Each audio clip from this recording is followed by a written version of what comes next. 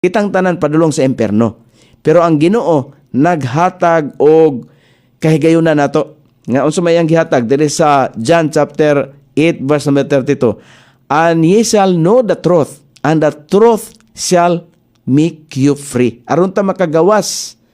Aron ta mahimong gawas nun sa pagkaulipon sa pagpakasala. Kay ang ato ang mga gibuhat impierno hunon. Tinuod bitaw na? Impierno hunon bitaw. Ug kamo mahibalos kamaturan sa diyang musugot ta sa kahibalo diha ni Kristo, magkat-on ta sa iyang karakter. Ingon si Kristo nag-imbitar, I am meek and lowly in heart. Kinahanglan mo paubos diha sa kamaturan diha ni Kristo. Ang kasulatan tinuod, kini nga pamahayag si Kristo nag-ingon, ug kamo mahibalos kamaturan. Kung kita nakahibalo pa lang ni Kristo, ug ang kamaturan mohimo kaninyo nga gawas nun. Magawas nun na ta sa pagkaulipon sa pagpakasala. Kung naatay Kristo sa atong kasing-kasing, di nato pasagdan nga mamatay ta nga walay Kristo.